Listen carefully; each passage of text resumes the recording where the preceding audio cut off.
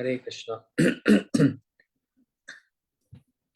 ओम अज्ञानतिमिरन्धस्य ज्ञानाञ्जनशलाकया चक्षुरुन्मिलितं येन तस्मै श्रीगुरुवे नमः। गुरुवे गौरचन्द्राय राधिकाय कृष्णाय कृष्णभक्ताय तद्भक्ताय नमो नमः। वाञ्छाकल्पतरुभ्यश्च कृपा सिन्धुभ्यैव च पतितानां पावनेभ्यो वैष्णवेभ्यो नमो नमः। विराग विद्या निज भक्ति योगम शिक्षाकर्तम सपुरुषम पुराण श्री कृष्ण चैतन्य शरीरधारी कृपा बुद्धि स्तमं प्रपद्ये वागीश यस्य वत्ने लक्ष्मीर्यस्य वक्षसि यस्य हस्ते हृदय संवित् तं नृसिंहं भजे। भक्त्या विहीनाय अपराधलक्ष्यै क्षिप्तस्य कामादितरङ्गमध्ये कृपामयि तं शरणं प्रपन्न वृंदे नमस्ते चरणारविंदम। श्री कृष्ण चैतन्य प्रभु नित्यानंद श्री अद्वैत गदाधर शिवासादि गौर भक्त वृंदा। हरे कृष्ण कृष्ण कृष्ण हरे हरे, हरे राम राम राम हरे हरे। एक बार फिर हरे कृष्ण कृष्ण कृष्ण हरे हरे, हरे राम राम राम हरे हरे। श्री चैतन्य चेतामृत मध्य लीला। कविराज गोस्वामी जी की कृपा से हम लोग मध्य लीला को श्रवण कर रहे हैं, जिसमें कल हम लोगों ने श्रवण किया था कि कैसे महाप्रभु शांतिपुर में है श्री अद्वैताचार्य जी के स्थान पर, और श्री चंद्रशेखर आचार्य जी ये नवदीप से सची माता को पालकी में बिठाकर भक्तों के साथ अद्वैताचार्य जी के घर में ले आए, है ना। ये हम लोग को सुना। और क्या बालक, क्या स्त्री और क्या वृद्ध, सभी महाप्रभु से मिलने के लिए आए। और वहां पर अद्वैताचार्य जी के घर में बहुत भीड़ लग गई। यहाँ तक कल हम लोगों ने श्रवण किया। अब इसके आगे कोई कथा। प्रातः कृत्य करी करे नाम संकीर्तन सची माता लैया आईला अद्वैत भवन।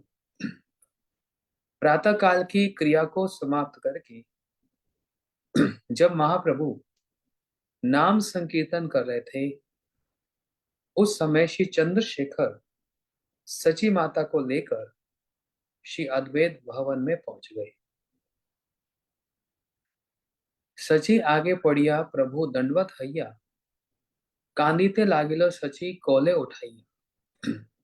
अब विचार करो, महाप्रभु जी सन्यास लिए, सची माता का महाप्रभु के लिए कितना वात्सल्य होगा, इसकी हम कल्पना भी नहीं कर सकते।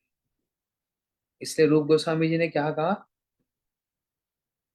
अनर्पितम चरिम चिरात कारुण्यमतीन कलो समर्पयितम उन्नत जरसाम स्वभक्ति श्रियम हरिपुर सुंदर दुति कदम बा संदीपिता सदा हृदय कंदरेशु स्फुरित वै सचिनंदन।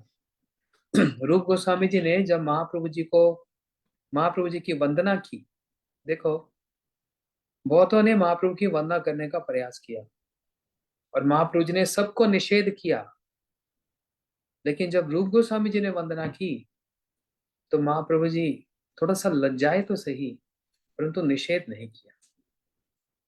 इससे पता लगता है रूप गोस्वामी जी महाप्रभु के कितने अंतरंग हैं। और जो अंतरंग व्यक्ति, वो तो फिर अंतरंग होता है। दो प्रकार के व्यक्ति, अंतरंग और बहिरंग। अंतरंग भक्त लिया करे रस आस्वादन, बहिरंग भक्त लिया करे नाम संकीर्तन। अरे अपने हृदय की बात सबको थोड़ा कही जाती है। जो कोई अंतरंग व्यक्ति होता है उसको ही अपने हृदय की बात कही जाती है। अंतरंग व्यक्ति को ही। महाप्रभु जी भी के अंतरंग जो भक्त हैं, आप कहेंगे नित्यम प्रभु भी अंतरंग है, अवश्य है, परंतु सभी अंतरंग भक्तों में स्वरूप दामोदर रामानंद राय जी, और फिर उनमें भी श्री रूप गोस्वामी जी, जिनको श्री चैतन्य मनोभीष्ट स्थापितम येन भूतले, जिन्होंने महाप्रभु के मनोभीष्ट को स्थापित किया, ये कहा जाता है। तो अंतरंग भाव है तभी तो स्थापित किया। तो इसलिए सची माता जब वहां पर आई तो उसके आगे की देखो कितनी सुंदर घटना है। सची आगे पड़िया प्रभु दंडोत हैया। सची माता को देखते ही महाप्रभु ने उन्हें दंडवत प्रणाम किया। कुछ लोग जैसे कहते हैं ना, अरे अभी आप सन्यासी हो, घर का कोई माता पिता कोई भाई आ जाए तो आप लोगों को बात भी नहीं करनी चाहिए। ऐसा तो कहीं पर भी नहीं है। यहाँ पर तो चैतन्य चेतामृत में महाप्रभु जी स्पष्ट रूप से ये दर्शा रहे हैं, सची माता का महाप्रभु के साथ जो बड़ा घनिष्ठ जो वात्सल्य भाव, मातृभाव, वो कितना प्रबल है कि महाप्रभु सन्यासी होकर भी सन्यासी को कभी किसी को दंडवत करने की आवश्यकता नहीं होती। और एक वैष्णव कह रहे थे, मैंने सुना, उसका प्रमाण श्लोक तो मेरे को नहीं पता क्या है, परंतु उन्होंने कहा यदि जैसे हम लोग सन्यासी को देखते हैं दंडवत प्रणाम करते हैं, परंतु हमको देखकर यदि सन्यासी ने अगर हमको दंडवत प्रणाम किया तो ये हमारे लिए अच्छा नहीं होता, हमारे पुण्य क्षीण हो जाते हैं। सन्यासी अगर किसी को यदि किसी को दंडवत प्रणाम करे, उसकी दीनता है, दैन्य है, करेगा, अच्छी बात है, करना ही चाहिए, क्योंकि इसमें अभी अपना अभिमान नहीं रहता कि मैं चतुर्थ आश्रम में हूं, मैं सन्यास आश्रम में हूं, मैं श्रेष्ठ हूं, वो अभिमान नहीं रहता। लेकिन हमारे लिए सही नहीं होगा यदि सन्यासी हमको दंडवत प्रणाम करे तो। और हमारे गुरु महाराज जी बोलते थे, सन्यासी को देखने से ही दंडवत प्रणाम करना अत्यंत आवश्यक है। देखने मात्र से, और यदि नहीं किया जाए तो अगले दिन उपवास करना पड़ेगा, व्रत करना पड़ेगा।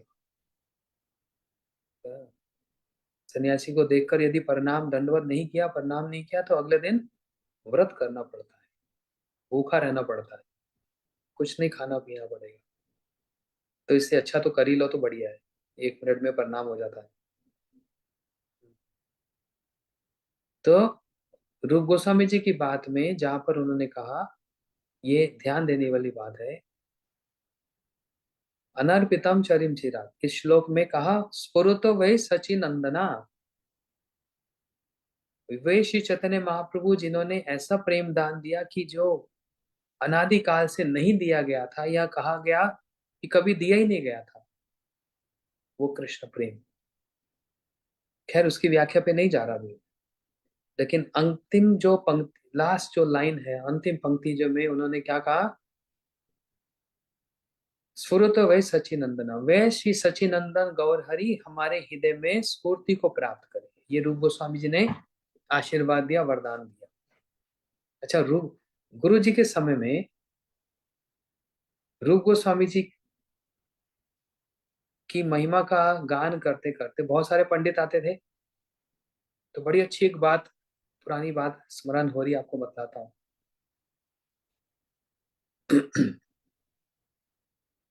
उन्होंने इस बात को बड़े अच्छे से कहा।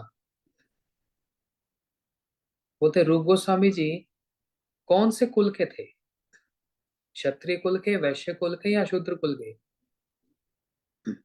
ब्राह्मण कुल के। भारद्वाज गोत्री, और बड़े श्रेष्ठ ब्राह्मण कुल के थे रूप गोस्वामी जी, सनातन गोस्वामी जी।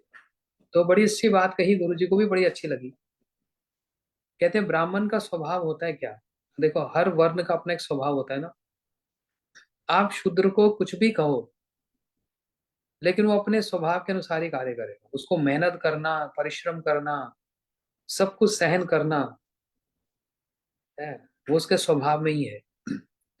क्षत्रिय स्वभाव कैसा दिख जाता है ना, किसी ने कुछ कह दिया तो एकदम खून खौलने लग जाता है, एकदम क्रोध आने लगता है। बोल तो क्या बोला जाता है, ओ क्षत्रिय स्वभाव है। वैश्य स्वभाव क्या, जहां जाएगा कहीं ना कहीं मुनाफा प्रॉफिट करके आएगा, जहां पर जाएगा बिजनेस की बात करेगा, हमको थोड़ा पैसा बच गया, ये बात स्वभाव में ही है होता है। ब्राह्मण स्वभाव कैसा होता है जानते हैं? एक तो ब्राह्मण सत्यवाद बोलता है, जो सच में वास्तव में जो ब्राह्मण है सत्य बात बोलता है, भले ही उसके अपने जीवन की कोई घटना क्यों ना। जैसे श्रील भक्ति विज्ञान भारती गोसाई महाराज जी एक उदाहरण देते थे उसका, उसका ज्वाला। एक बालक गुरु जी के पास गया, गुरु जी आप सबको सिखाते हो, मैं भी आपसे सीखना चाहता हूँ। तो गुरु जी ने कहा अच्छा ठीक है, हम तुमको सिखाएंगे, लेकिन पहले ये तो बताओ तुम कौन से जाति के हो, कौन से वर्ण के हो, उसी अनुसार ही सिखाया जाएगा। ब्राह्मण हो तो ब्राह्मण जैसी शिक्षा, क्षत्रिय हो तो फिर क्षत्रिय जैसी शिक्षा। अब इससे ये भी पता लगता है कि गुरुजी हर क्षेत्र में, हर फील्ड में गुरुजी कितने एक्सपर्ट हैं, दक्ष हैं। वो ब्राह्मण को ब्राह्मण जैसी शिक्षा देंगे, क्षत्रिय को शस्त्र विद्या ये शिक्षा देंगे, और वैश्य को व्यवसाय, गोरक्षा, गोधन इत्यादि की शिक्षा देंगे, और शूद्र को जो तीन वर्ण की जो सेवा होती है। तो इससे पता लगता है वह गुरुजी जो उससे पूछ रहे हैं, ये बताओ तुम कौन सी जाति कौन से वर्ण के हो, इसका मतलब वो सब सबको शिक्षा दे सकते हैं, सबके लिए इतने दक्ष हैं, इतने एक्सपर्ट हैं। और वास्तविक गुरुजी होते ही ऐसे। अब इससे पूछा गया अच्छा बताओ तुम कौन से वर्ण के हो, उसी अनुसार तुम्हारी शिक्षा होगी। तो ये अपनी माता के पास गए। बोलते माता मैं कौन सी जाति कौन सी वर्ण का हूँ। तो माता ने कहा बेटा मैं नहीं जानती, जब मैं युवती थी तो मैंने अपने जीवन में बहुत सारे पुरुषों की सेवा की, बहुत सारे पुरुषों के साथ मेरा संबंध रहा, तो इसलिए अब मैं ये नहीं जानती कि तुम कौन सी जाति का कौन से वर्ण का हो। बस इतनी बात सुनकर ये बालक गुरुजी के पास आया। वो तो पूछ कर आया माता से, बोलते हाँ गुरुजी, मेरी माता ने कह दिया कि मेरे को नहीं पता तुम कौन से वर्ण के हो, मैं युवक काल में बहुत पुरुषों के साथ रही हूँ, इसलिए मेरे को नहीं पता। ये सुनते ही उन्होंने क्या कहा गुरुजी ने, तुम ब्राह्मण हो। जो अपनी माता के संबंध में ऐसी बात कह सके, इतना साहस कर सके, वो ब्राह्मण स्वभाव होता है। और ब्राह्मण शरीर का ये भी एक स्वभाव होता है, जैसे कितने बड़े बड़े व्रत करने हो, निर्जला करना हो 2 दिन 3 दिन, इनके लिए बड़ा आसान हो जाता है। इनके लिए ये निर्जला व्रत, कितने व्रत करना स्वाभाविक एक क्रिया है, स्वाभाविक इनका हो जाता है ना। जो क्षत्रिय और वैश्य शूद्र के लिए तो वैसे ही कठिन, वो नहीं कर पाएंगे ये व्रत इत्यादि करना। तो वो दिन में 4 5 बार खाएगा, व्रत वाला खाएगा, लेकिन निर्जला इत्यादि वो शूद्र इतना सहनशील नहीं होता। देखा, इसी से कहा गया स्वभाव के कारण वर्ण और आश्रम का निर्धारण किया जाता है, स्वभाव के कारण, जन्म से नहीं। इसलिए भक्ति सिद्धांत सरस्वती ठाकुर प्रभुपाद जी ने वर्णाश्रम धर्म नहीं, दैवी वर्णाश्रम धर्म की स्थापना की। स्वभाव के अनुसार देखा जाएगा कौन से वर्ण और कौन से आश्रम में होगा, स्वभाव के अनुसार। एक सन्यासी भी गृहस्थ की तरह हो सकता है, और गृहस्थ भी एक सन्यासी की तरह हो सकता है, उसके स्वभाव से पता लगेगा। तो ये ब्राह्मणों के कुछ स्वभाव है, सत्य कहना, पवित्रता धारण करना, शौच इत्यादि पवित्र एकदम स्वच्छ रहते हैं, साफ सुथरे रहते हैं और बड़े बड़े व्रत कर लेते हैं, तपस्या कर लेते हैं। क्षत्रिय वैश्य ये सब नहीं करते हैं। और एक ब्राह्मण स्वभाव पता क्या होता है? दान मांगना, भिक्षा मांगना। वो बड़े एक्सपर्ट होते हैं। वामन भगवान आए ना दान मांगने के लिए बलि राजा के यज्ञ में, तो इनको बड़े अच्छे से दान मांगने की प्रक्रिया इनको बड़े अच्छे से आती है। ये सारी बात मैं किस लिए कह रहा हूं? इसके साथ साथ एक मुख्य बात है ब्राह्मण स्वभाव में, ये आशीर्वाद देते हैं। ये बात एक पंडित जी ने कही थी गुरु जी के समय में, बड़ी अच्छी बात थी कि ब्राह्मण स्वभाव है कि वो थोड़े से प्रसन्न हो जाए और मन बड़ा प्रसन्न हो तो आशीर्वाद बड़ी जल्दी दे देते हैं। रूप गोस्वामी जी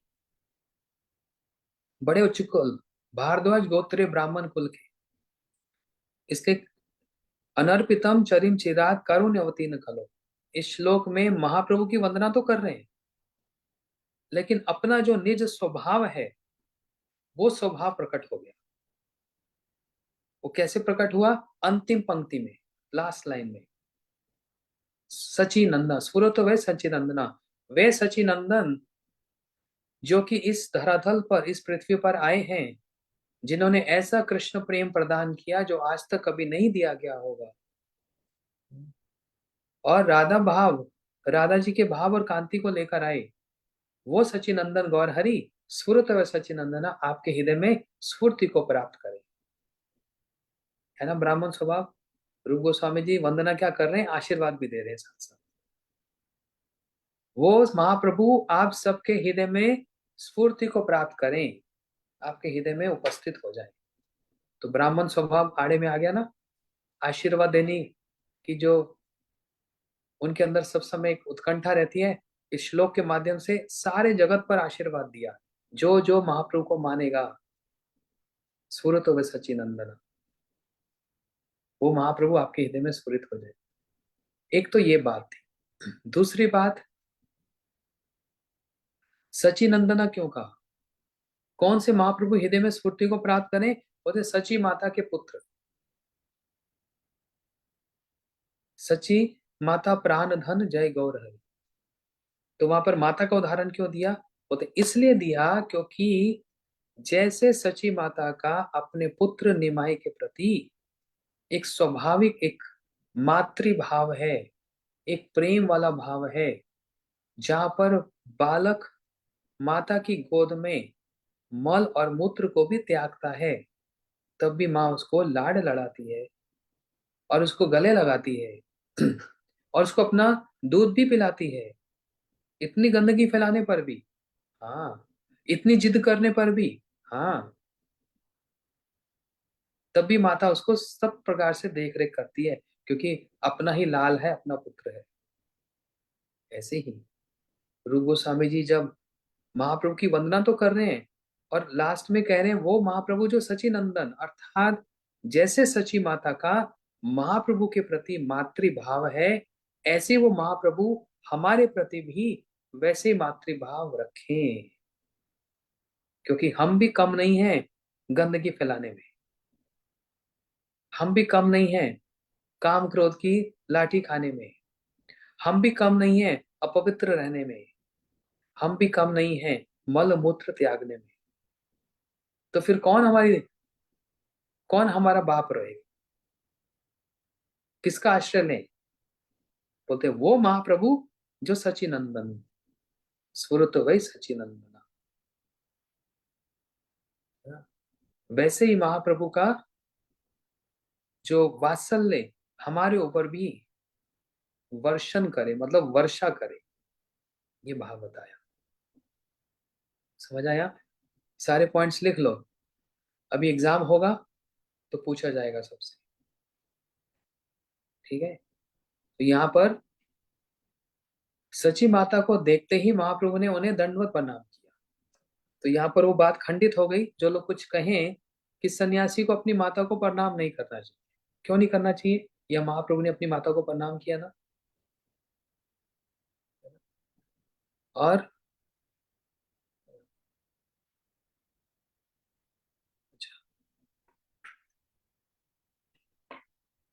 कांदिते लागिलो सची कोले उठाई। और सची माता रोने लग गई। उन्होंने महाप्रभु को अपनी गोद में ले लिया। है ना कैसा। अभी अभी निमाई ने सन्यास लिया। अब निमाई दूर चले जाएंगे, महाप्रभु दूर चले जाएंगे। सची माता महाप्रभु को उठाकर अपनी गोद में ले रही है। कहा कितना वहां पर वात्सल्य भाव उमड़ रहा होगा सची माता का। दुहा दर्शने दुहू हैला विवल। केश न देखिया सची हैलो विकल। अंग मुझे मुख चुंबे कोरे निरीक्षण। देखिते न पाए अश्रु भरीले नयन। इसको ध्यान से सुनो। विशेष करके हमारे अभी हॉलैंड के भक्त लोग। अभी हम लोग हॉलैंड में, जर्मनी में थे, तो हमने वहां पर इन बच्चों ने वहां पर महाप्रभु की संन्यास लीला का प्रदर्शन किया था। आप लोगों ने देखा होगा फेसबुक पर, इंग्लिश में था। कैसे महाप्रभु निमाई संन्यास ले रहे हैं और सची माता कैसे रो रही हैं, और उनके साथ साथ सारे बच्चे और सारी महिला आकर सची माता को सांत्वना दे रही हैं और वो भी रो रहे हैं। आप लोगों ने देखा होगा। और अगर हमारे हॉलैंड के भक्त लोग सुन रहे हैं कथा को, तो इस पर ध्यान देना। मैं आपको बतलाया था कि कैसे उस नाटक को, उस अभिनय को कितना और अच्छा हम दिखला सकते हैं। हाँ, तो देखो यहाँ पर क्या हुआ। एक दूसरे को देखकर दोनों ही विवल हो उठे। कौन? महाप्रभु और सची माता दोनों रोने लग गए। महाप्रभु के केशों को ना देखकर सची माता व्याकुल हो गई। केश ना देखिया सची हैला विकल। महाप्रभु के इतने सुंदर केश थे, लंबे लंबे यहाँ तक, कंधे तक, रेशमी सिल्क जैसे। वो नाई जिसको महाप्रभु जी ने कहा था मेरा मुंडन कर दो, उस नाई का हाथ भी हिलने लगा। बोलते इतने सुंदर केश मैंने आज तक जीवन में नहीं देखे। इन केशों को मत कटवाइए, मत कटवाइए। लेकिन महाप्रभु जी, क्योंकि सन्यास लेना है, तो पूरा धर्म, पूरा मर्यादा का पालन करते हुए महाप्रभु जी ने सन्या उस नापित को, उस नाई को आदेश प्रदान किया कि नहीं, हमारे केश को मुंडन करो। और जैसे ही महाप्रभु का मुंडन हुआ, क्या हुआ? महाप्रभु का तेज कैसा उज्जवल, कोटि सूर्य समहा, करोड़ों सूर्य जैसा उज्जवल तेज हो गया। आप लोगों ने नाटक में देखा होगा। वो एक लड़का अभी कॉलेज में पढ़ता है, स्कूल में पढ़ता है, लंबे लंबे बाल थे उसके, लंबे मतलब ठीक ठीक। लेकिन इस ड्रामा को दिखाने के लिए, उसका नाम है अनंत, अनंत कृष्णदास। इस नाटक को दिखाने के लिए उसने सन्यास लीला, महाप्रभु की सन्यास लीला दिखाने के लिए मुंडन करवा लिया अपने बालों। सोचो, कोई आपका इंडिया में कोई ऐसा कर सकता है? स्कूल वाले क्या बोलेंगे, ये क्या बोलेंगे। उस बच्चा ने महाप्रभु की सन्यास लीला को दिखलाने के लिए अपने केशों को मुंडन करवा लिया है, जिससे कि भक्त लोग उस पर कृपा करें। तो यहाँ पर आज सची माता महाप्रभु को अपने निमाई को देख रही है। देखो, जब आप कथा सुन रहे हो, उसको थोड़ा सा चिंतन करके सुनो, उसको थोड़ा भाव से विचार करके, थोड़ा सा उसका चिंतन करते हुए इसको श्रवण कर। सच में हृदय में इतना कैसी एक भावना जागती है देखकर। महाप्रभु सची माता के चरणों में प्रणाम कर रहे हैं। सची माता ने उठाकर गोद में लगा लिया निमाई को, है ना। निमाई को छोटे से बालक थोड़ा, भी कितने साल के, 24 साल के हो गए, गले से लगा लिया। और सबसे पहले महाप्रभु, सची माता ने क्या देखा? महाप्रभु के केश नहीं है, निमाई के केश नहीं है। महाप्रभु के केशों को ना देखकर सची माता व्याकुल हो गई, और पुत्र स्नेह के कारण वे महाप्रभु के अंगों को सहलाने लगी, है ना। बहुत दिनों के बाद माता अपने पुत्र या पुत्री को जब मिलते हैं तो कैसे करते हैं? ऐसे सहलाते हैं। ऐसे सहलाने का मतलब ही क्या है? वात्सल्य उमड़ रहा है, प्रेम उमड़ रहा है। उस प्रेम के भी अलग अलग दृष्टिकोण है ना। प्रेम सबका एक जैसा नहीं होता ना। पिता का प्रेम अलग, माता का अलग, पत्नी का प्रेम अलग, और संतान का प्रेम अलग। लेकिन जहां पर वात्सल्य प्रेम की बात आती है तो सिर सहलाना का मतलब क्या होता है? वात्सल्य उमड़ रहा है। जैसे नरसिंह भगवान सामने प्रहलाद महाराज जी को देखा तो सिर सहलाने लगे और गोद में बिठाकर फिर चाटने लगे। तो सची माता पुत्र स्नेह के कारण, अभी महाप्रभु जी सन्यासी हैं। देखो, अभी महाप्रभु जी वो ग्रस्त लीला नहीं कर रहे 24 वर्ष पर। ये 24 वर्ष के बाद वाली बात है जहां पर सन्यास ले चुके हैं महाप्रभु जी। तो भी सची माता अपने पुत्र स्नेह के कारण महाप्रभु के अंग को सहला रही है, महाप्रभु का मुख चुंबन कर रही है। महाप्रभु का अंग मुझे मुख चुंबे करे निरीक्षण, देखिते ना पाए अश्रु भरेले नयन। क्या सुंदर, कितनी सुंदर बात यहाँ पर की, कितने हृदय को छूने वाली बात है। महाप्रभु का मुख चुंबन कर रही है सची माता,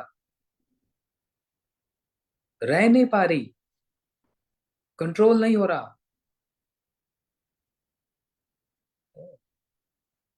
महाप्रभु का मुख चुंबन करके वे उनके निरीक्षण का प्रयास करने लगे। महाप्रभु को देख रही हैं, निहार रही हैं, हाँ? परंतु आंखों में अश्रु भर जाने के कारण उन्हें देख ना सकी। महाप्रभु, सची माता समझ रहे हैं, गोद में ले लिया, केश नहीं देखे, आंखों में आंसू आ गए। और निमाई को, महाप्रभु को माता, सची माता चुंबन कर रही, वात्सल्य सहला रही है, चुंबन कर रही है। और महाप्रभु को अच्छे से देखना चाहती है, एक एक अंग को, महाप्रभु को, नेत्रों को, कानों को देख रही है। लेकिन आंखों में ऐसे आंसू आ गए कि ठीक से दिख नहीं रहा। आंखें भर आई, आंखें गीली हो गई, तो ठीक से दिखता नहीं है ना, ठीक से दिखता नहीं। इसलिए कभी कभी भक्त लोग क्या करते हैं, भाव आता है, भावना आती है, हृदय पिघलता है, आंखों में अश्रु आते हैं। अब छुपाना है, किसी के सामने क्या करें? कुछ भक्तों को देखा, रो पड़ते हैं। लेकिन वो रोना सबके सामने तो दिखाना उचित नहीं होता। कोई क्या सोचे, कोई कैसे सोचे। कोई ये भी सोच सकता है, हाँ कितना बड़ा भक्त हो गया, अब आंखों में आंसू तो आ गए किसी कारण से, तो क्या करते हैं, पानी मार लेते हैं, पानी लेकर अपनी आंखों पर फेंक देते हैं, जिससे आंख भी गीली हो गई, मुंह भी गीला हो गया। और अब कोई क्या जानेगा, कोई पानी फेंका था, पानी निकल रहा है अश्रु से, है ना। इसलिए अपने भावों को संभरम करना मतलब अपने भावों को गोपन कर देना, छिपा देना। इसलिए सची माता आज महाप्रभु को देख नहीं पा रही। और ये माताओं के लिए एक संदेश है। क्या संदेश है? सब महाप्रभु की चरणों की वंदना करते हैं, ओहो आपका वैराग्य कितना ऊंचा। सब गुरुदेव की वंदना करते हैं, आपका वैराग्य कितना ऊंचा। आप अपने सब घर बार को छोड़कर, माता पिता का स्नेह, पिता का काम, धन, सब सुख सुविधा छोड़कर आपने सारा जीवन भगवान की सेवा को अर्पण कर दिया। लेकिन जब अपना घर का बेटा सन्यासी बनने जाए, अपने घर का बेटा यदि भगवान की सेवा और समाज की सेवा करना चाहे तो माता अनुमति नहीं देती। उसका मातृभाव आड़े में आ जाता है। हाय मेरे दिल का कलेजा, मेरे दिल का टुकड़ा, इसको मैं कैसे दे दूं? इसको मैंने जन्म दिया, इसको पाल पोस कर बड़ा किया, इसलिए किया, इसको तो इसलिए बड़ा किया था ये मेरी सेवा करेगा। तो क्या सेवा करेगा? विवाह करके संतान हो जाएगी, ये सेवा होती है? किसी को इसमें संतुष्टि मिलती है या मिली है आज तक? नहीं। सची माता अपना मातृ स्नेह दिखला तो रही है। सती माता, सची माता का वात्सल्य उमड़ तो रहा है, वहां तक तो ठीक है। लेकिन सची माता ने महाप्रभु को मना तो नहीं किया। महाप्रभु का उद्देश्य क्या है? संन्यास लेकर क्या करूंगा? मुकुंद भगवान कृष्ण की सेवा करूंगा। और क्या होगा? सारे देश की नहीं, देशों की और समाज की सेवा होगी। पिता अपने पुत्र को कहता, बेटा जाओ, आज गर्मी है, बाहर लोगों को पानी पिलाए, अच्छा शरबत पिला दो, जूस पिला दो। बेटा गर्मी हो रही है, सर्दी हो रही है, कंबल बांट दो। समाज सेवा करनी चाहिए। ये समाज सेवाएं बिल्कुल छोटी छोटी, एकदम सरसों के दाने के समान।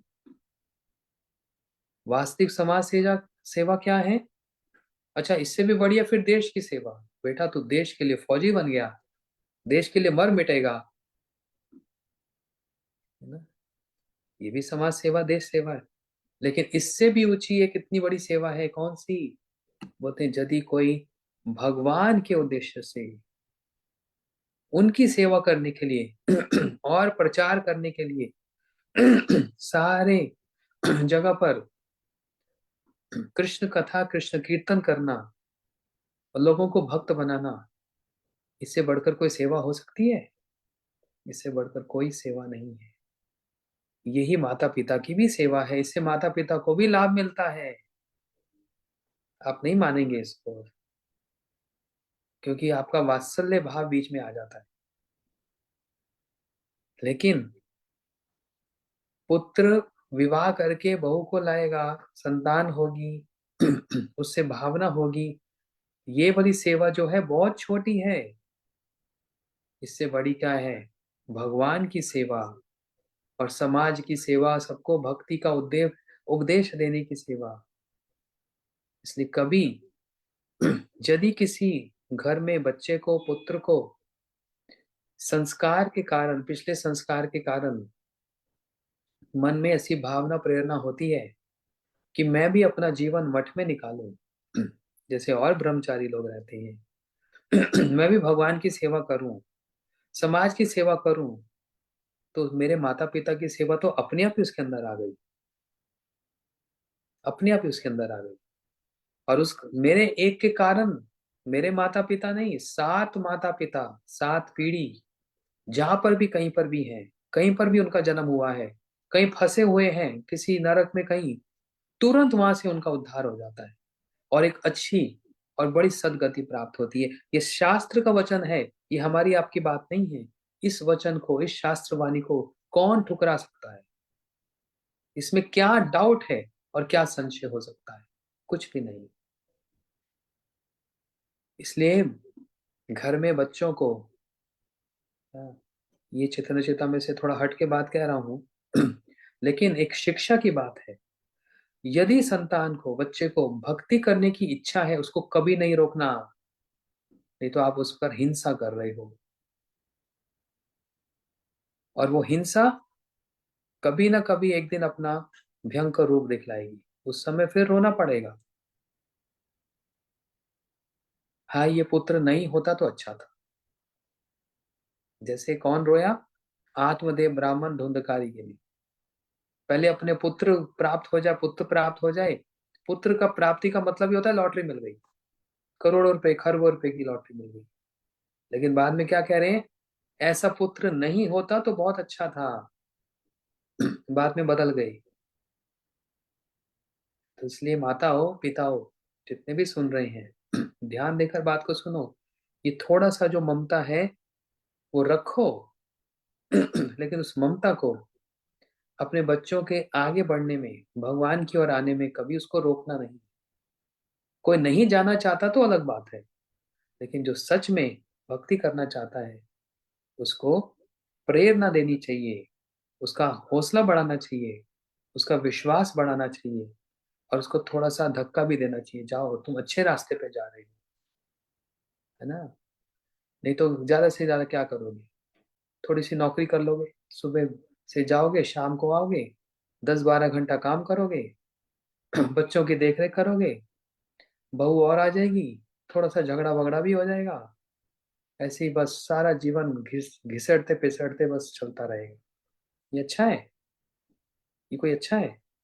या फिर अपने बच्चे को देखकर अरे कितना सीख गया, लोग इसके चरण छूते हैं, लोग इसको माला पहनाते हैं, लोग इसके लिए ताली बजाते हैं, कितना गर्व होता है माता पिता को, ये हमारा बच्चा है, आज ब्रह्मचारी बन गया, मठ की सेवा करता है, भगवान की सेवा करता है, और सारे संसार के जीवों की सेवा करता है, सब उसके प्यारे हो जाते हैं। है ना। कितनी यहाँ पर कितनी शिक्षा है। इसलिए महाप्रभु का मुख चुंबन करके सची माता महाप्रभु के मुखमंडल को देखना चाहती हैं, परंतु आंखों में अश्रु भर आ जाने के कारण देख नहीं पा रहे। कांदिया कहे सची बाछरे निमाई, विश्व रूप समना करियो निठुरा।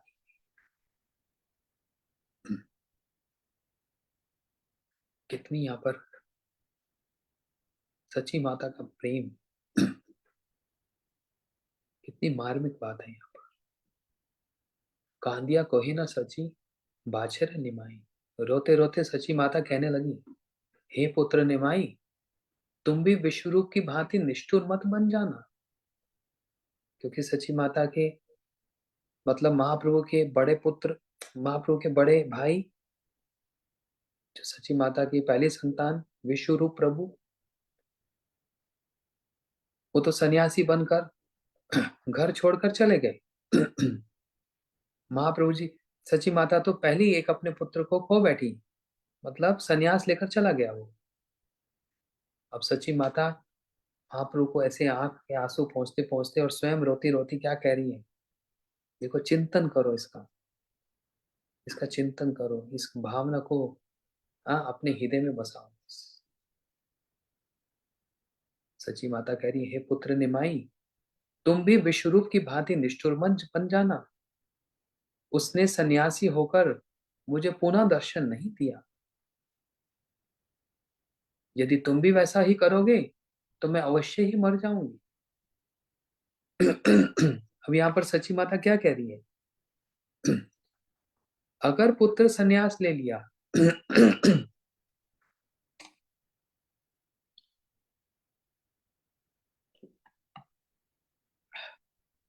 यदि पुत्र ने सन्यास ले लिया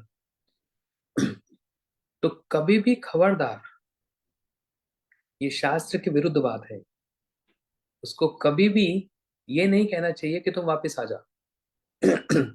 इसमें उसका भी अमंगल, पूरे घर का मंगल, अमंगल या मंगल होगा। सची माता अब निमाई को ये नहीं कह रही तुम लौट आओ, ये नहीं कह रही, क्योंकि अब सन्यास हो चुका है ना। और देखो ये सन्यास की बात है, ब्रह्मचारी और सन्यासी में अंतर होता है। आप लोग गलत नहीं समझना।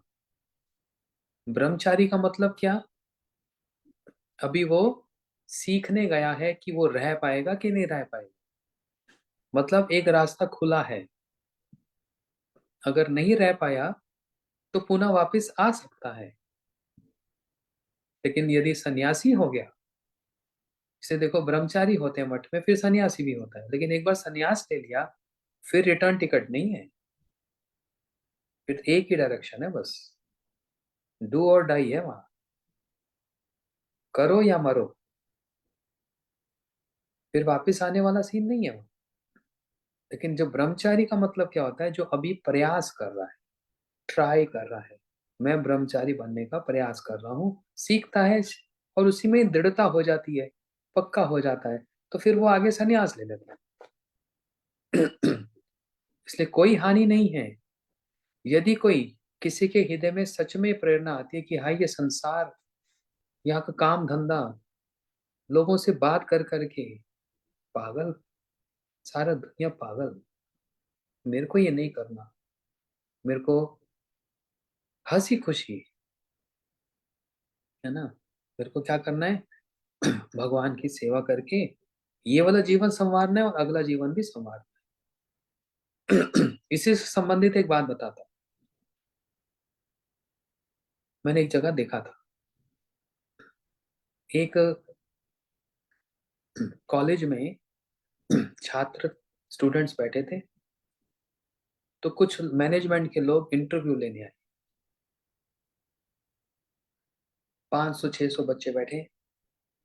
तो मैनेजमेंट के ऑफिसर आकर सबसे पूछ रहे हैं, अच्छा बताओ, अच्छा बट बच्चा तुम बताओ, तुम्हारा भविष्य क्या, तुम क्या बनना चाहते हो? बोलते सर, मैं डॉक्टर बनना चाहता हूँ। बोलता वेरी गुड। दूसरे से पूछा, अच्छा बच्चा तुम बताओ, तुम क्या बनना चाहते हो? सर मैं सिविल इंजीनियर, मैं मैकेनिकल इंजीनियर, मैं इलेक्ट्रॉनिक इंजीनियर, मैं कंप्यूटर इंजीनियर, इलेक्ट्रॉनिक इंजीनियर। खुश हुए, सबके बड़ी बड़ी भावनाएं। तुम क्या बनना चाहते हो? सर मैं चार्टर्ड अकाउंटेंट, मैं कंपनी सेक्रेटरी, मैं मास्टर डिग्री, मैं पीएचडी। सब अपना अपना। पीछे एक बच्चा चुपचाप ऐसे बैठा हुआ था, ध्यान से सुन रहा था। तो मैनेजमेंट के लोगों ने पूछा, अच्छा तुम बताओ, तुम क्या बनना चाहते हो? तो उसने बोला, सर मैं सुखी बनना चाहता हूँ। कहते क्या, दोबारा बोलो। बोलते सर मैं सुखी बनना चाहता हूँ। उसकी एक ये बात सुनकर सब लोग हैरानी से ध्यान से उसको देखने लगे। इतनी बड़ी बात कहनी, और सब ने मुड़कर देखा इसको, ये क्या बोल रहा है? बोलते हाँ, इसके एक वचन से इसने सबका मुंह बंद कर दिया, सबकी बात को छोटा कर दिया। क्यों? जो बड़ा डॉक्टर बन जाएगा वो गारंटी है वो सुखी बनेगा? जो बड़ा इंजीनियर बन जाएगा गारंटी है वो सुखी सुख प्राप्त होगा? पीएचडी कर लेगा, सीए बनेगा, तो ये गारंटी है उसको सुख प्राप्त होगा? मेरे बहुत सारे मित्र सीए बेचारे रोते रहते रोज ही। इसकी गारंटी है? लेकिन हाँ, उसने ये जो कहा कि सर मैं सुखी बनना चाहता हूँ, तो इन सब करियर में सुख नहीं है। थोड़ा बहुत होगा जरूर, समाज में नाम इत्यादि जरूर होगा, लेकिन एक बार भगवान का जो भक्त बन जाएगा, जिसकी भक्ति करेगा भगवान की, सारा विश्व उसको अपने कंधे पे बिठाता है। सब उसकी पूजा करते हैं, सब उसको मान देते हैं, क्योंकि उसने जो अपना करियर चुना वो कौन सा? सुखी बनने का। और जो सुख भगवान की सेवा और भक्ति में है, इससे बढ़कर और कोई करियर ही नहीं है। ये बात कोई मानेगा? आज यूनिवर्सिटी में जाकर ये बात बोलूं तो, अगर ये बात कहूं तो स्टूडेंट्स को कि तुम लोग ये भक्ति करो, सुखी सुख प्राप्त करोगे, कहेंगे क्या बेकार की बात लेकर बैठे। अंदर से रो रहे हैं लोग, वो स्टूडेंट्स। जीवन खराब हो चुका है, भोग कर करके, हर चीज भोग करके देख लिया, एंजॉय करके देख लिया, सुख प्राप्त नहीं है ना? इसलिए कोई तन दुखी, कोई मन दुखी। कोई तन से दुखी है, कोई मन से दुखी है, कोई कैसे प्रकार से दुखी है, लेकिन सबसे बड़ा सुखी कौन है? हाँ, जो भगवान की भक्ति करता है वो सबसे बड़ा सुखी है।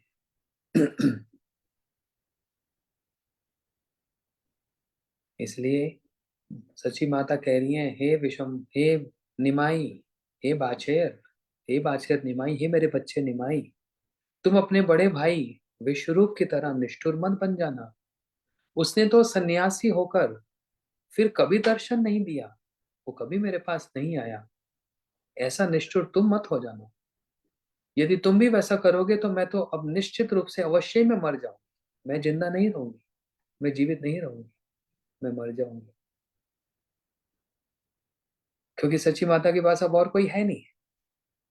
पति जगन्नाथ मिश्र जी परलोक गमन हो गया, बड़े पुत्र विश्वरूप ने संन्यास ले लिया, निमाई तूने भी संन्यास ले लिया। अब तुम भी अगर चला जाएगा, पुनः दर्शन नहीं देगा, आएगा नहीं, तो मैं तो अवश्य मर जाऊंगी। कांदिया बोले न प्रभु, सुन मोर आई, तुम्हार शरीर एई, मोर किछु नाई। अब देखो महाप्रभु जी क्या कह रहे हैं। महाप्रभु जी भी रोते हुए कहने लगे। अब महाप्रभु जी भी रो रहे हैं। महाप्रभु जी निष्ठुर थोड़े ना है।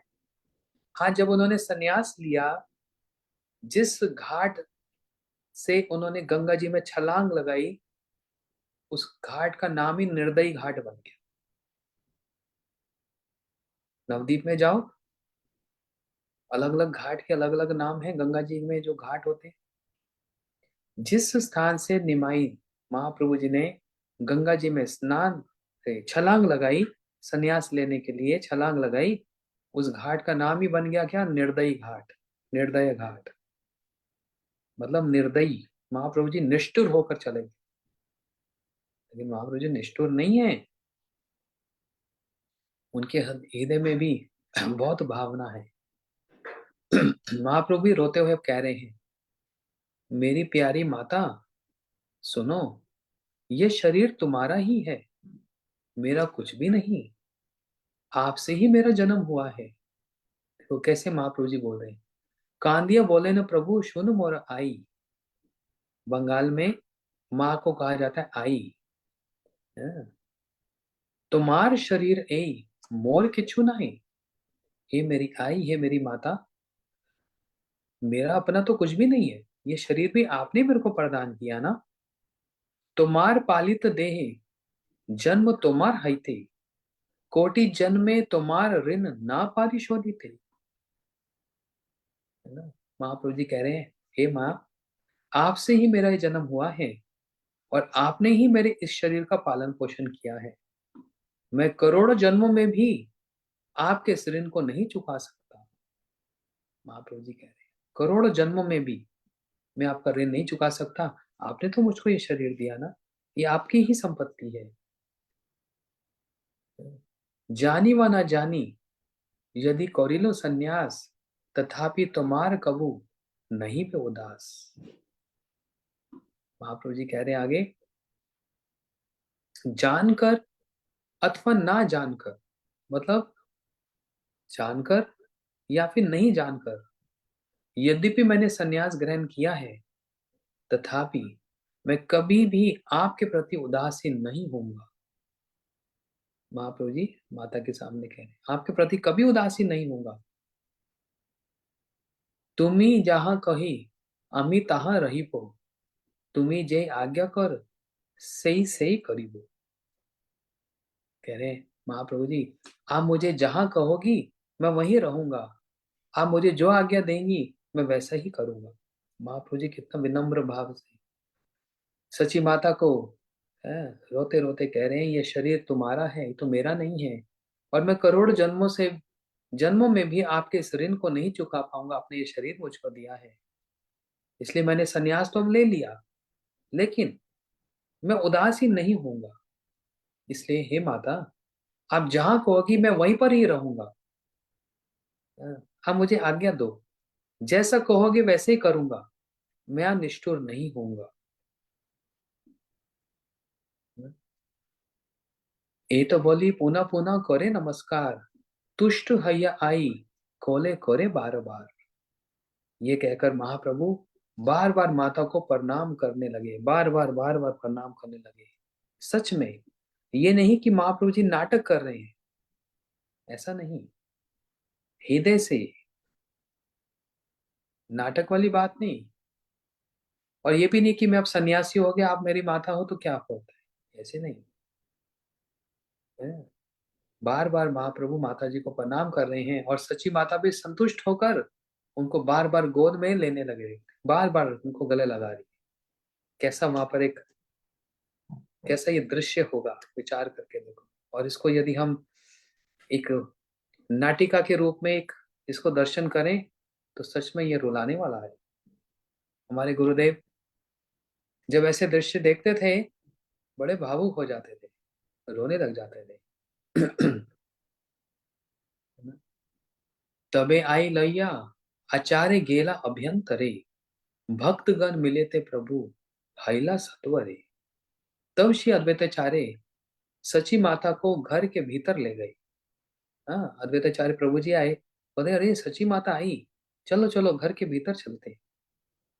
महाप्रभु तब सभी भक्तों से मिलने लगे, एक एक करके महाप्रभु जी अब सारे भक्तों से मिल रहे हैं।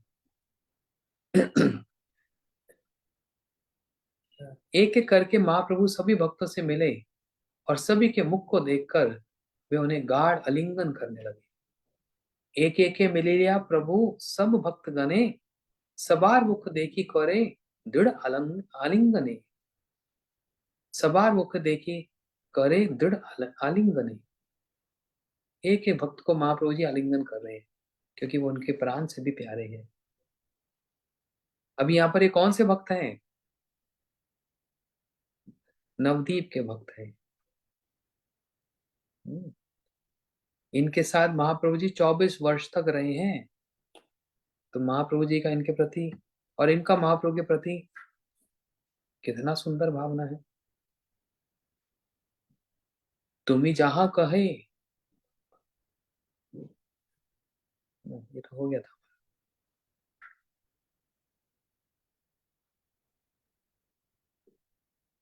हम्म। केश न देखिया भक्त यद्यपि पाए दुख, सौंदर्य देखिते तबु पाए महासुख। सभी भक्त अब महाप्रभु सबको गले लगा रहे हैं ना, सबसे बोल रहे हैं।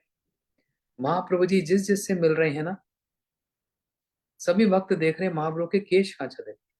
सबसे पहले दृष्टि कहाँ गई? केश, केश नहीं है।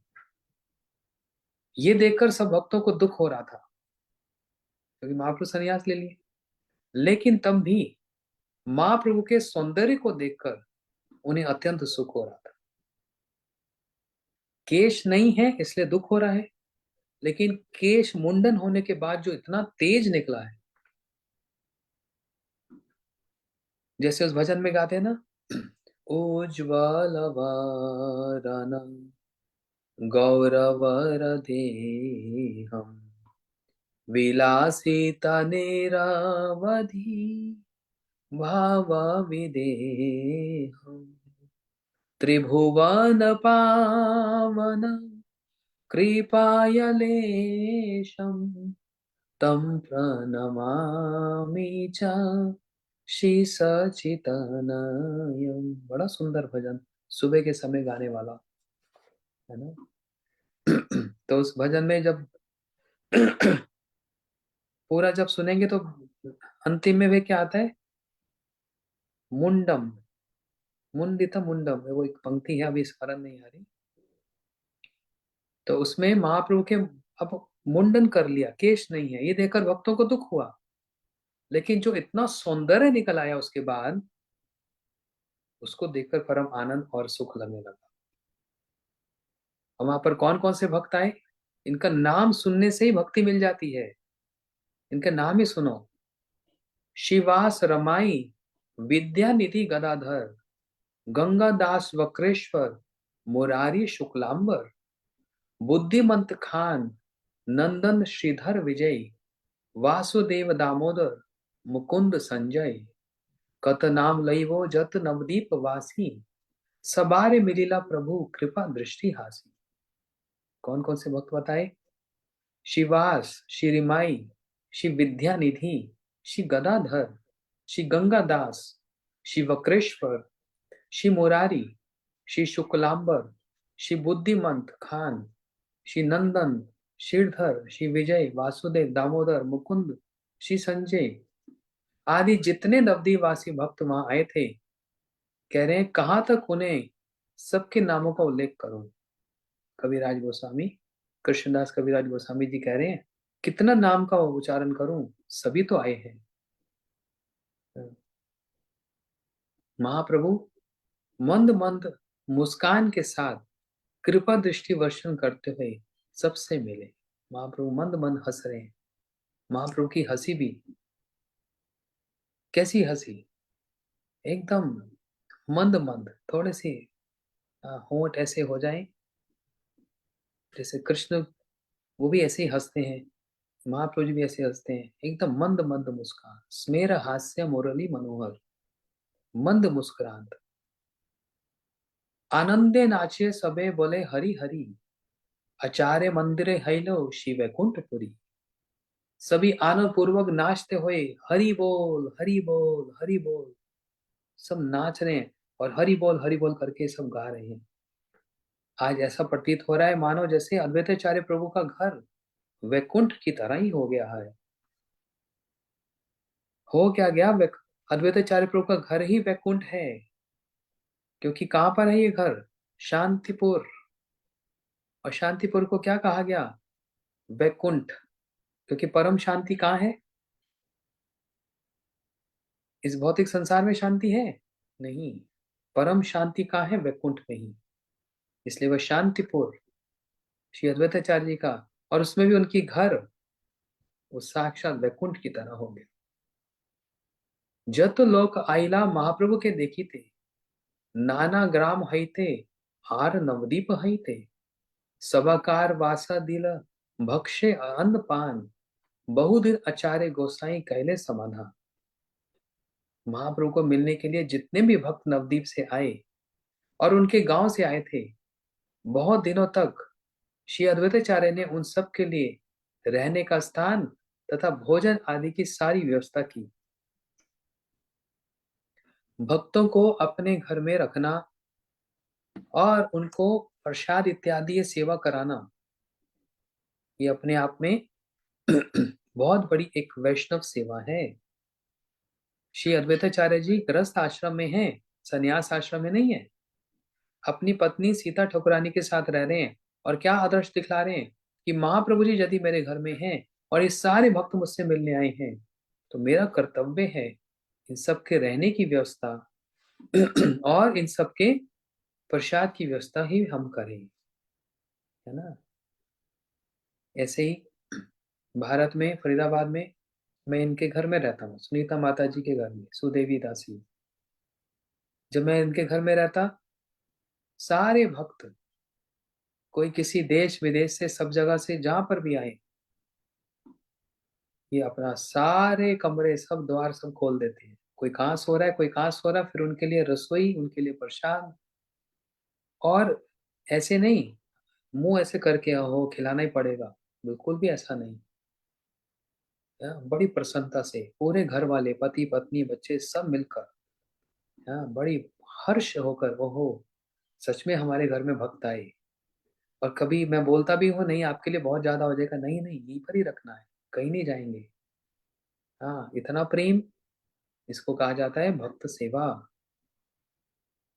तो अद्वैताचार्य प्रभु इस प्रकार से ये आदर्श दिखला रहे। आचार्य गोसाई भंडार अक्षय अव्यय, यत द्रव्य व्यय करे तत् द्रव्य है। और एक बड़ी सुंदर बात सुनो, श्री अद्वैताचार्य जी का भंडार अक्षय तथा अव्यय था। जितने द्रव्य व्यय करते उतने ही द्रव्य फिर आ जाते। उनका भंडार कैसा हो गया? अक्षय, कभी जिसका क्षय नहीं होता, समाप्त नहीं होता, है ना। कभी उनका भंडार समाप्त नहीं होता। जितने भक्त आ जाएं, जितने भी खा लें, वो भंडार बढ़ता ही चला जाता है। जितने द्रव्य हैं सब बढ़ता जाता है, बढ़ता जाता है ना। सही दिन हईते शची करे न रंधन, भक्तगण लैया प्रभु करे न भोजन। उस दिन से सची माता स्वयं भोजन बनाने लगी और सभी भक्तों को साथ लेकर महाप्रभु भोजन करने लगे, है ना। समझ रहे हैं दृश्य? अद्वैताचार्य जी के घर में भक्त लोग आ रहे हैं, अब सची माता ये रसोई कर रही है। सब भक्त लोग महाप्रभु सहित, महाप्रभु भी और सारे भक्त सची माता के द्वारा बनाए हुए जो वो व्यंजन है, भोजन है, बड़े प्रीति पूर्वक उसको वो ग्रहण कर रहे हैं। ऐसे सिर्फ एक दो नहीं, ऐसी कितनी माताएं हैं जो पूरे जगत में, पूरे वर्ल्ड में फेमस है। हम लोग हॉलैंड में जाते हैं, वहां पर मैया अनंग मंजरी माता जी, इनके घर में भी जब जाते हैं तो जितने भी भक्त आ जाए, कितने भी प्रचारक आ जाए, पूरा घर खुला है उनके लिए, पूरा घर। कितने भी भक्त आ जाए, कोई दिन में आ रहा है, कोई रात्रि में आ रहा है, कोई संध्या में आ रहा है, क्योंकि जहां पर सन्यासी आएंगे, भक्त लोग उनको मिलने आएंगे। और जो भक्त लोग मिलने आएंगे तो कभी किसी को खाली हाथ नहीं भेजेंगे, कुछ खिलाकर कुछ देकर तभी भेजेंगे। ऐसी कितनी माताएं हैं, क्या वर्णन करें। इनकी बात कहते कहते तो सच में हृदय पिघल जाता है। क्योंकि मेरा इसलिए हृदय पिघलता है क्योंकि मैं ऐसा नहीं कर सकता हूँ। कब तो हम भी दुखी हो जाते हैं, अरे फिर कोई आ गया, फिर कोई आ गया, अरे बार बार लोग आ रहे हैं, अच्छा सामान खत्म हो जाएगा, इतना खर्चा हो जाएगा। कभी ऐसा विचार आता है? ये परम हर्ष और उल्लास का विषय है। हमारे घर में साधु आ रहे हैं, हमारे घर में वैष्णव आ रहे हैं, है ना। एक घर में एक रौनक है, एक सौंदर्य है, यही घर का तात्पर्य है ना। ऐसे बहुत सी माताओं के घर में हम लोग जाते हैं। फरीदाबाद में मंगला माता जी, सुदेवी माता जी, हॉलैंड में ये मैया, इनके घर में, और ऐसे बहुत सारे हैं, किस किस का नाम लूं, है ना। रानू माता जी हैं, उनके घर में भी जाओ तो इतने भक्त आ जाते हैं। कभी कभी तो मैं भी बोलता हूँ, अरे उनको ऐसे हाथ में केला दे दो, सेब दे दो, बस छुट्टी। तो वहां मैया वो बिगड़ जाती है, बोलते नहीं, सब काम से आए हैं, भूखे हैं, अपने ही तो बच्चे हैं। एक अपने आप ही एक मातृ वाला भाव आ जाता है। जैसे ये मातृ भाव जो होता है ना, ये सबके भाग्य में नहीं प्राप्त होता, सबके भाग्य में नहीं होता, है ना। सबको अपने बच्चों जैसा देखते हैं। भूखे होंगे, अच्छा जिसको जो पसंद है उसके लिए वही बनाएंगे। किसी को एलर्जी है, कोई बादाम नहीं खा सकता, कोई ये नहीं खा सकता, उसके लिए अलग बनाएंगे, है ना। कितना वात्सल्य है। तो ऐसे उन वात्सल्य माताओं को हमारा प्रणाम। और उस वात्सल्य माताओं में भी सबसे श्रेष्ठ जिसका वात्सल्य है, वो सची माता। उनके चरणों में तो अनंत कोटि प्रणाम। वो तो जगत माता, जो साक्षात महाप्रभु की माता है ना। कितना वात्सल्य उन माता का होगा। आज वो वात्सल्य स्नेहमयी सची माता अपने महाप्रभु के लिए नहीं, समस्त भक्तों के लिए रसोई कार्य आरंभ करने जा रहे रसोई कार्य, रंधन मतलब रसोई बनाना, भोजन बनाना, ये उन्होंने किया है। ठीक है, आज यहीं पर रखेंगे, आगे कथा कल सुनेंगे। बड़ा ही हृदय को छूने वाला ये प्रसंग। हाँ, हरि नाम करते समय इसका चिंतन करो, कैसे महाप्रभु संन्यास लेकर वृंदावन जा रहे थे। नित्यानंद प्रभु उनको शांतिपुर में ले आए, गंगा जी के तट पर। जिस किस लिए ले आए? नवदीप वाले सब एक बार मिल तो लें, सची माता एक बार मिल तो लें। फिर पता नहीं महाप्रभु जी कहाँ कौन सी दिशा में चले जाए, सन्यासी का तो भरोसा नहीं, उनका कोई भरोसा नहीं कौन से दिन और कौन सी दिशा में वो चले जाए। नित्यानंद प्रभु चाहते थे एक बार सब मिल जाए, है ना। इसलिए सची माता कैसे महाप्रभु के साथ मिलन कर रही हैं, रो रही हैं, और महाप्रभु जी कैसे सची माता को आश्वासन दे रहे हैं, मैं निष्ठुर नहीं होऊंगा। और ये सब कथा को हमने सुना। बाकी कथा को हम लोग अब कल श्रवण करेंगे। आज यहीं पर रखते हैं। गौर प्रेमानंदे, हरि हरि बोल। बोलो सची माता की जय। सचिनंदन गौर हरि की जय। श्री चैतन्य चैतामृत की जय। श्री कृष्णदास कविराज गोस्वामी जी की जय। श्रील गुरुदेव की जय।